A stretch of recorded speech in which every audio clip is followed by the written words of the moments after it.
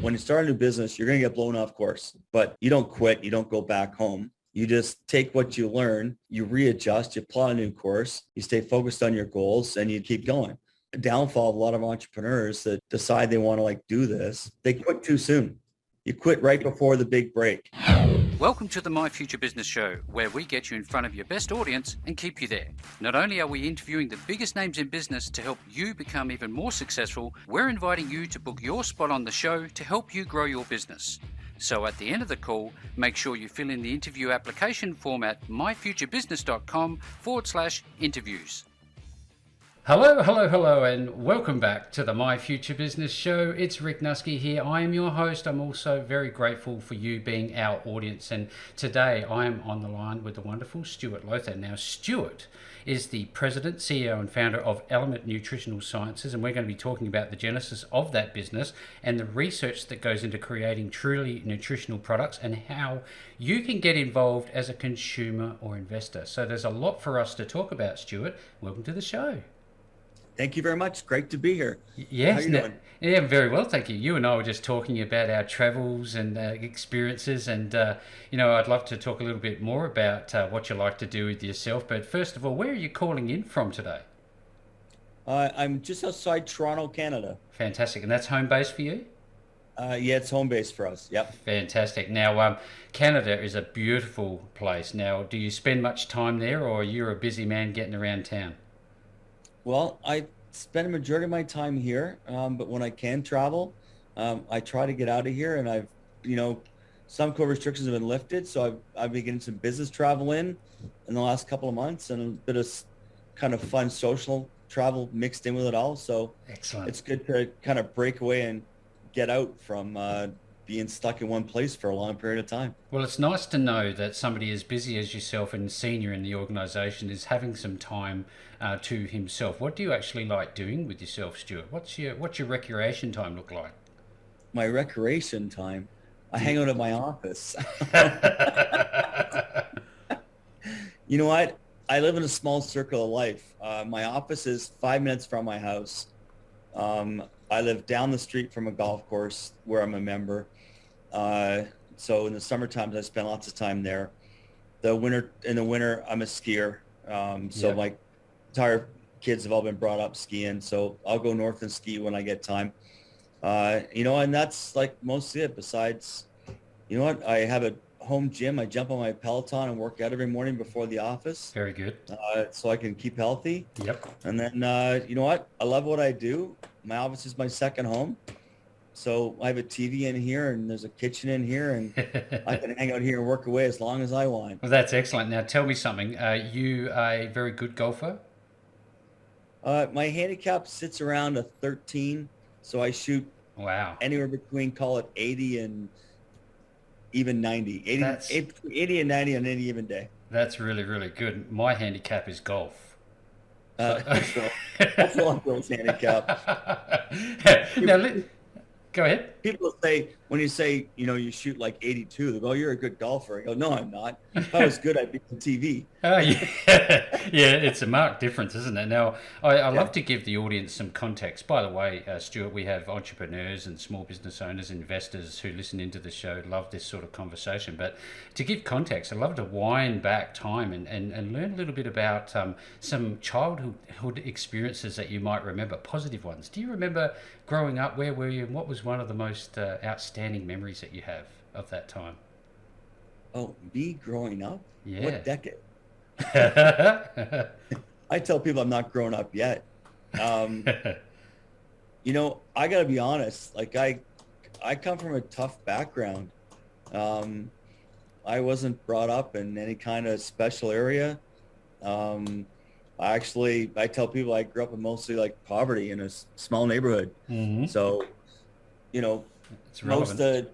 most of what I do today is just, I tell people I don't know, for some reason, I just got myself on a track as a younger person and, just somehow evolved to get to where I am. To get to where you are. Do you think that those early lessons obviously have helped hone you to become the man that you are today? Here, I'll tell you one lesson that I think I always say has probably given me an advantage. So I was brought up from the age of 4 to 14 in a very religious background, Mm. and a religion that I won't name, but Mm-hmm. they tend to go out and knock on doors. And, so as a young boy, I would knock on people's doors and like preaching. And I was like 8, 9, 10 years old. Yeah. And I would do Bible discourses and stand up in front of an audience of 80 to 100 people and public speak. Yep. So those skills I learned back then, I think that's what allows me to pick up the phone and call anybody. Like, I don't hesitate to go, yeah, you know what? I want to do this. And I'm like, yeah, I'll call that person. Mm-hmm. Or I'll I have no problem meeting people, talking to people. I can get up and talk in front of 1,000 people. I can pick up the phone and call somebody, and it doesn't even faze me. Yeah, And it's I a think skill, isn't it? part of that might have come from the skills I learned doing that when I was a kid, even Yeah. though it's not part of my life. It's not part of my life at all anymore, like at all. Mm-hmm. Mm-hmm. But I gathered those skills as a kid doing that, and I think that helps me today. Yeah, I think that's wonderful feedback because it frames, the story today about where you are exactly. And along that path, I think we all meet someone somewhere along the line who really has an impact on our way of thinking. Has there ever been somebody like that, call them a mentor if you will, in your life that's helped you along the way, do you think? As a younger individual, I had my grandfather, Mm-hmm. who unfortunately passed away at an early age of cancer, Mm-hmm. but he had an impact, and he always said the right tools for the right job, and I still say that today.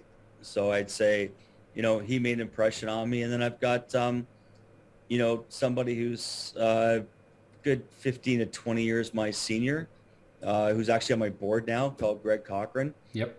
So he's been a good, kind of advisor, mentor for the last, I'd say, like 15 years, Yep. that I can bounce stuff off. So I'd say between early days, my grandfather, and then in the modern times, Greg's been a good, I'd say, mentor and support network for me. Yeah, that's great. It's all leading to a point, this conversation. I'm wondering, do you value education, ongoing education, and how do you learn best, do you think? Books, videos, what do you do? Uh, I went back to school when I was 28.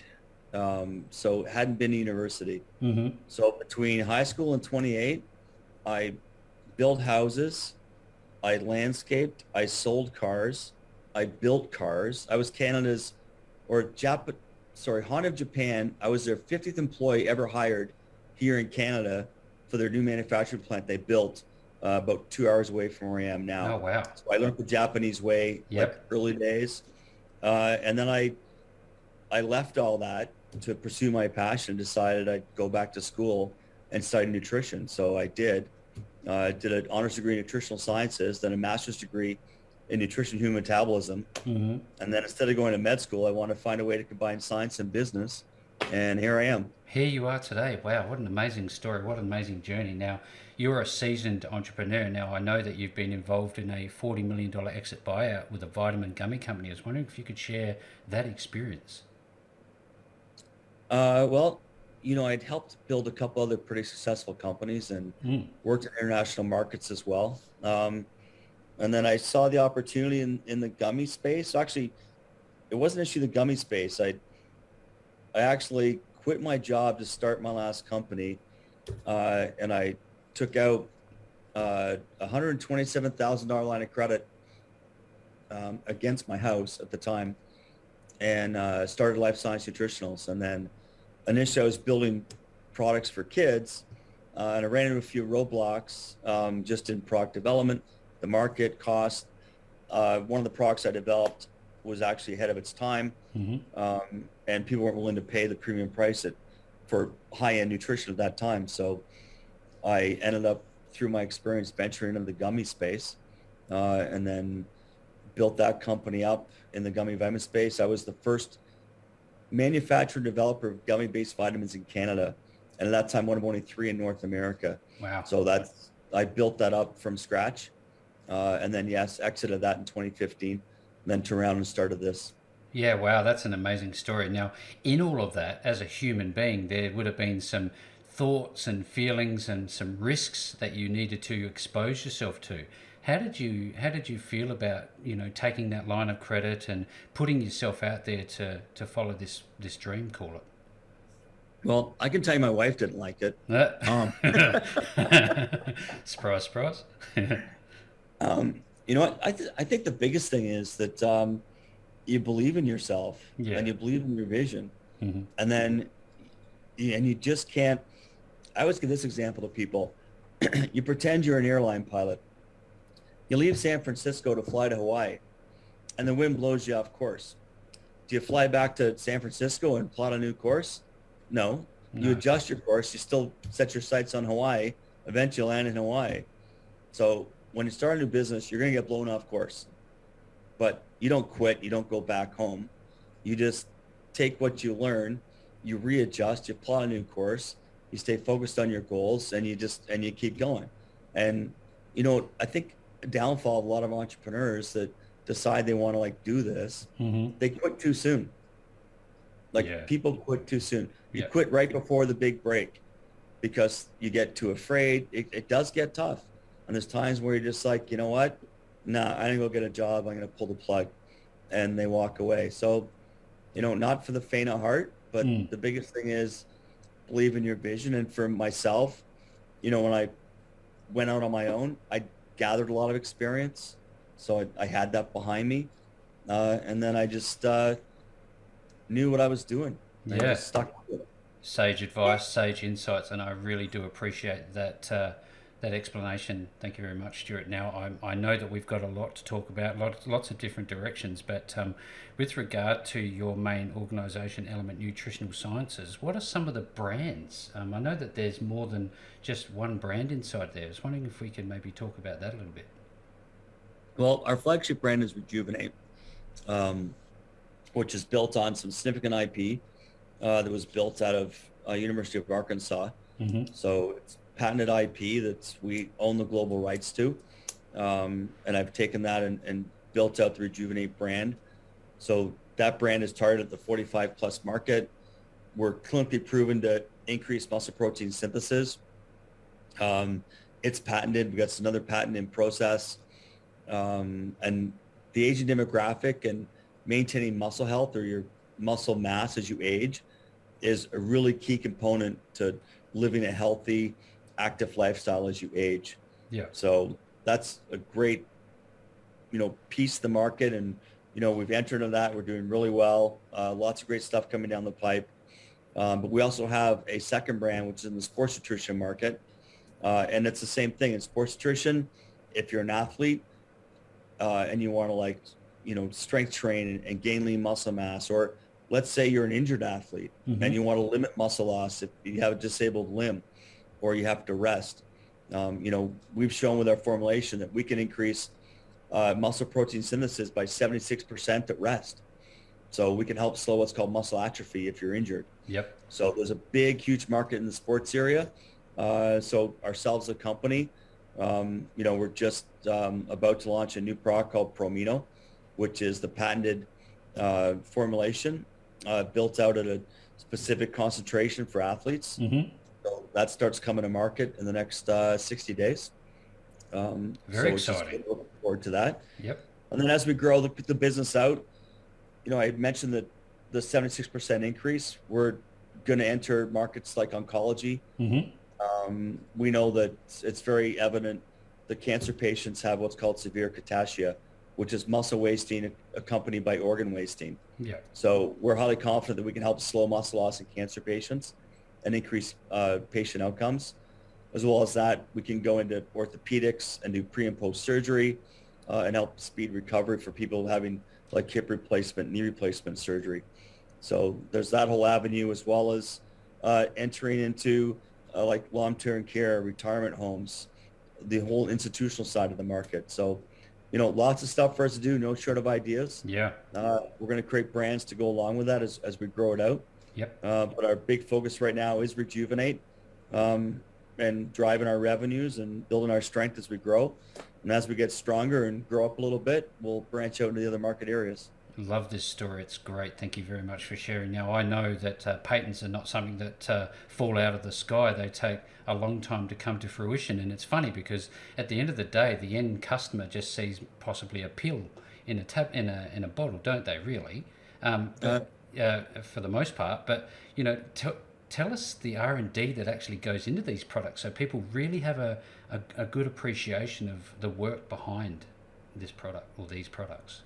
Well, one of the things that is unique to us, and as I mentioned earlier, I come from a pure science research background. Mm-hmm. So I always tell people I'm a science geek that got his MBA from Street Smart University. Yep. So, I'm fortunate for my background. I was familiar with Dr. Robert Wolf and his research out of Arkansas. Even when I was in grad school, I was reading it. So I was familiar with the whole amino acid blend and all the research from my work. So, when they came to me and said, hey, we have this new patented technology we want your help with to bring to market, Dr. Wolf had done most of the work. So over the period of 17 years, they spent about $20 million in R&D. Wow. Most of that came from grants from the National Institute of Health, which is a government-funded agency in the United States. Yep. So he did all the groundwork and built it out, and then we've stepped in and taken it from there and taken it to market. And for the most part, for a guy who hung out for a few years in research labs in universities, no offense to academics, but most of them don't know how to take a product and take it to market. I've been fortunate that I am an academic, but for some reason I've found a niche. I'm able to take something and turn it into a marketable product and bring it to market. And then at the same time, I'm lucky enough, I've got behind the wall behind me, I've got a great team of really experienced people that know how to execute, and they know the industry. So it makes my life a whole lot easier. So you talked about, the demographics. Who your market is. Their age groups. You know a lot about them. You obviously have to. I wonder, and given that you are a business and it's out there and people can invest in it and all the rest of it, I wonder, what does the marketing processes look like for you? Do you have a team that does that for you? How does that work? Well, I have two brand managers in house. I've got my head of marketing is Vito Sansoon, who's a very tenured, experienced person. So we have a multi-pronged approach to the market. We use all social media. We also use direct-to-consumer marketing as well, which also includes doing like TV advertising. Yep. So all our brand messaging has been evolved over time. We did some market surveys in the United States of 1,001 consumers about 4 years ago, before we even launched, to find out what consumers were thinking. And then we're always evolving. Like right now, we've got some steady work going on here. We're constantly looking at ways to involve our messaging, reanalyzing. It's kind of like fail forward. Yeah. You go forward for a little while. You look for your mistakes because they'll tell you what you're doing right or wrong. But it's easy to do stuff right. But when you do stuff wrong, you learn from it. You can adjust, which then makes you even better at doing the right things. So the simple fact that I've got these experienced people behind me, we know the drill. Nobody ever builds a company without making mistakes. And I can see ours already. I know the mistakes we've made, but we learn from, you adjust, and you keep moving forward. It's kind of like flying to Hawaii, right? Yeah, we absolutely. made a mistake, but we're still going to Hawaii. The beach is waiting for us. Absolutely. I wonder, Stuart, what do you learn from success, and how do you experience success, and do you give yourself time to feel it, I guess? My friends tell me that I'm guilty of not celebrating enough. But I just I'm trying to take more time outs. Yeah. But for me, it's really like people say I work too much, but I tell people that I'm retired, because retirement is when you get to get up every day and do what you want. I get up every day and I literally do what I want. Do what you want. So, it's kind of like I'm retired, but I'm not. You got to keep busy, don't you? I think as human beings, we're goal setters. Would you agree with that? Oh yeah. But I'm trying to maybe golf a little bit more, and I've got I have a little birthday vacation coming up. I'm going to take something I planned almost a year ago. Very good. So make sure you take it. I will be floating on a catamaran in the British Virgin Islands for 7 days. Oh goodness me, hard life. And I'll be offline. I'll be offline for 7 days. Yeah, well, look, I was going to ask you about that. How important is rest and recuperation at any stretch? A couple of days here and there. Do you give yourself that time? Yeah, but I'm usually always plugged in. Mm. I don't. The last time I unplugged, I was in South Africa. It's not South Africa. I was in is it Kenya or Tanzania with my daughters a number of years ago, and I was offline for 11 straight days. Yeah, Like wow. no email, no text messaging, like nothing, just off the grid. Um, but if you plan for it, it's healthy and it's good for you. But if you have, once again, it comes back to people. I always say people are your most valuable asset. Mm. So if you've got the right people behind you and you set it up properly, you can check out for 11 days and just take yourself off the grid, experience something new. You come back refreshed. Ready to go. When you know what, you get ideas when you do that stuff too. Yeah. It's creative, and good creative thought is good for you. And if you're too much in the grind Yep. and you don't take those breaks, it actually, stymies a creative thought. So you need it for creative thought. Yeah, fantastic feedback. Thank you. I wonder, in terms of disruption, what are you guys doing differently, do you think, than your competitors? And are you observing what your competitors are doing? And is that important? I'm always observing what my competitors are doing. Mm. I'm always checking their websites. I've got them on my Instagram. Mm-hmm. I have at 6:30 every morning. I'm usually drinking a coffee and I'm scanning at Instagram and seeing what posts are going on. Yep. But what we're doing, our biggest point of differentiation is that we've brought a product to market that has true clinical efficacy. Mm-hmm. And in our market, the 45 plus market, nobody has what we have. Nobody has a product that's proven to help improve muscle health and slow muscle loss as you age. Yeah. So we have something that's dynamic. It's patented. We got a second patent pending. So I really think the world's our oyster, and it's just a matter of being smart and executing. We've got the right team to execute on. And I think that, we probably have competitors out there that we've been out there, we've been on TV. So it's not like they don't know we're coming. Yeah. No, we're going to be bold and powerful. We're not going to sit back and hide. Yep. And we're going to continue to step out there and going to get even more bolder this year. Yep. And push the envelope. It's a very invigorating conversation. I'm sitting here feeling a little more animated about what's going on in your business, and I really do appreciate it. Now, where are people likely to find the distribution points? Where are they going to find these products? Well, right now in the United States, we're coast to coast with Walgreens and CVS. Mm-hmm. So they're the two largest drug retailers in the United States. We just started on shelf or in store with Sam's Club. So Sam's Club is Walmart's big box store, like Costco. Yep. Except it's owned by Walmart. So we're now coast to coast across the United States with Sam's Club. Mm-hmm. Obviously, we're in conversation with a number of other retailers to expand that distribution over the next 12 months. And then here in Canada, we're once again with the top retailers. We're with Loblaws, which is our largest grocery network in Canada. We're Shoppers Drug Mart, largest drug chain in Canada, which are Shoppers Drug Mart is owned by Loblaws now, but they still kind of run separately. Yep. And then the second largest drug chain is Rexall. We're with them as well. And then we're still with some of the smaller grocery chains and keep expanding that. So, we're almost a little over 17,000 points of distribution now and growing across North America, which is great. And then as we grow things out, we've got a lot of experience distributing to foreign markets. Australia is one of our targets. Mm-hmm.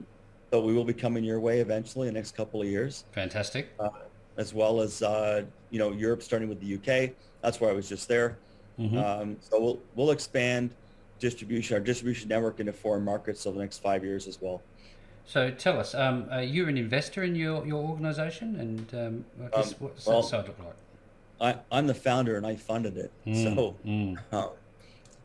I am the largest shareholder and I'm the founder. I funded this company with proceeds from my last company I built and sold.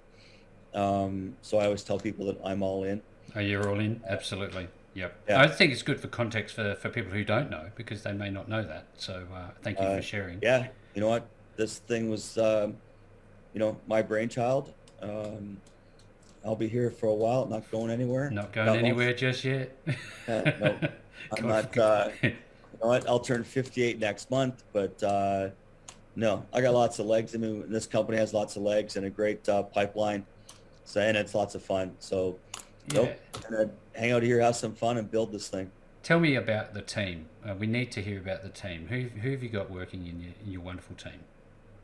I'll try to keep it short, but It's quite extensive, I'm sure. so I have Stephen Brown here, who's my chief operations officer. Mm-hmm. He actually worked with me. We worked together way back in early 2000s, helping build a company that's now called Iovate Health Sciences. So I was there from about 40 million in revenue to about 220 million in revenue. And I headed up all brand development, R&D, patent work, tons of stuff, young company at the time. Yep.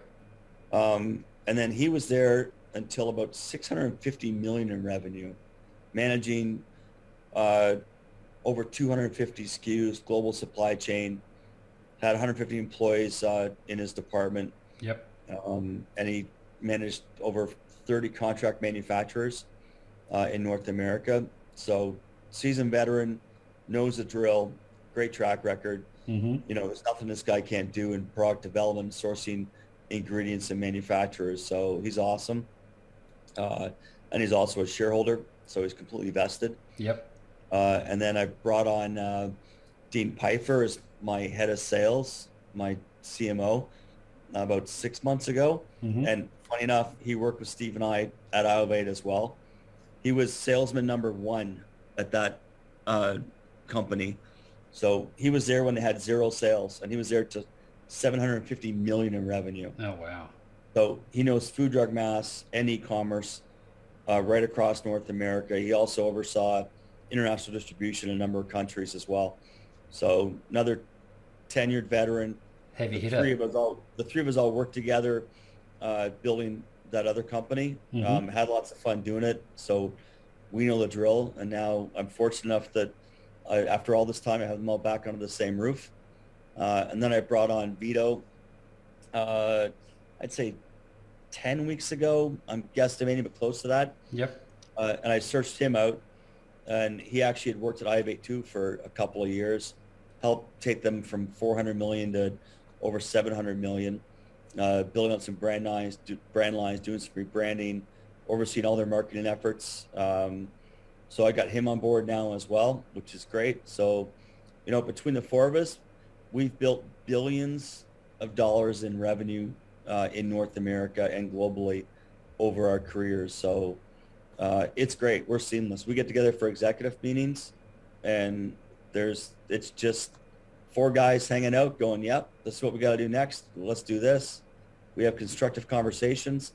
Sometimes we argue for fun because it's great to argue about stuff because it's creative. Oh, yeah.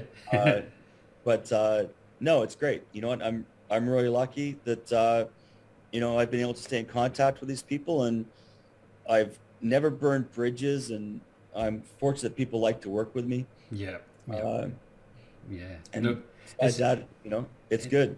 this has been a great conversation. Really, really enjoyed it. Now, because we're getting near the pointy end of the call, Stuart, I'm wondering if we can share what the company's ticker symbol is, please.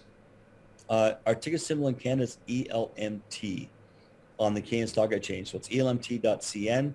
If you're trading in the United States, right now we're on the OTC pink sheet, working on moving to our OTC QB listing, which we hope to have very soon. And that is, I always got to stop and think about it because they changed it. It's ELNSF. So Right. Element Nutritional Sciences. So ELNSF is our U.S. trading symbol. And we are on the Frankfurt exchange, working on getting our symbol over there changed because it's a number symbol. Yep. And in Frankfurt, we are NSX.F. Fantastic. Thank you very much. Now, also, there will be people out there listening to today's call, Stuart, and they want to learn more. Where can they, I guess, do that? Is there somewhere online that you can send them? Yep, definitely. If you go to ELMT Inc., so that stands for Element Nutritional Sciences Incorporated, so elmtinc.com, you'll see our investor presentation. Everything about our company is all up there.